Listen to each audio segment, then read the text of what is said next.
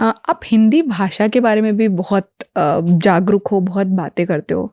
क्यों ऐसा ज़रूरी है कि to stay connected to our roots, और प्लीज़ एक्सप्लेन दैट।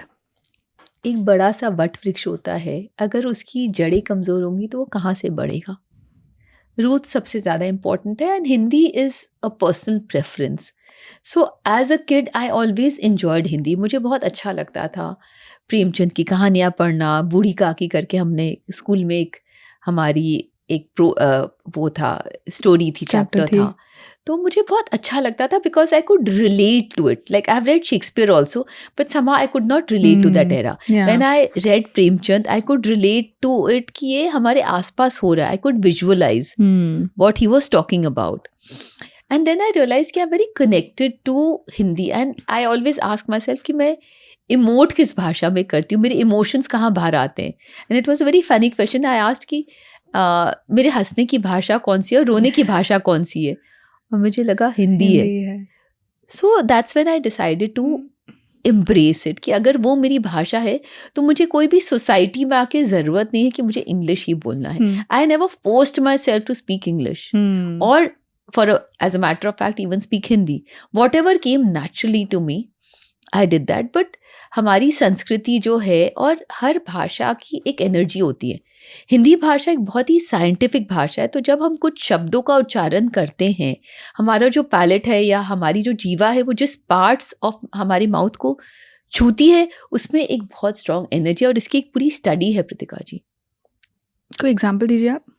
ओम, अ उ म, आप बोलने की कोशिश करिए, आपका पूरा बॉडी क्लेंस हो जाएगा।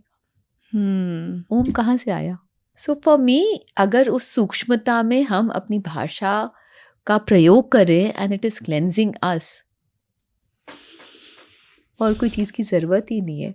आपकी पूरी हिंदी तो ओम में ही समाई हुई है। I also totally relate to कि रूट्स वाला चीज़। लाइक मेरे पास जब भी कोई आता है और मेरे को बोलता है मेरे को कंटेंट क्रिएटर बनना है, मैं हिंदी में कंटेंट बनाऊँ या इंग्लिश में बनाऊँ, क्योंकि अगर इंग्लिश में बनाएंगे तो पूरे इंडिया को कवर कर पाएंगे, हिंदी में बनाएंगे तो सिर्फ नॉर्थ इंडिया और इस तरफ को कवर कर पाएंगे। तो पहला तो मेरा ये पॉइंट होता है कि आप जिस भी भाषा में सोचते हो, बिल्कुल उसी भाषा में कंटेंट बना लो। बिल्कुल। और ये आंकड़े वैसे गलत है, हिंदी ऑडियंस बहुत बड़ी है विश्व भर में, और जब आप पॉडकास्ट करते हैं तो why think of India, think of the universe, think of the world, where there are 48% Hindi speakers. And I think कि अगर हिंदी भी आप कोई एक रीजनल लैंग्वेज भी लो, इतना बड़ा कंट्री है हमारा, तो आप खाली उस रीजनल लैंग्वेज वाले स्टेट को भी कवर करोगे। बॉलीवुड के गाना है, देख लीजिए दुनिया भर में। आप किसी भी नाइट क्लब में चले जाइए, चाहे आप लंदन में चले जाइए, चाहे कनाडा में चले जाइए, सबसे ज्यादा क्या बजता है? हिंदी के गाने। तो that is proof enough, the proof is in the pudding. Okay.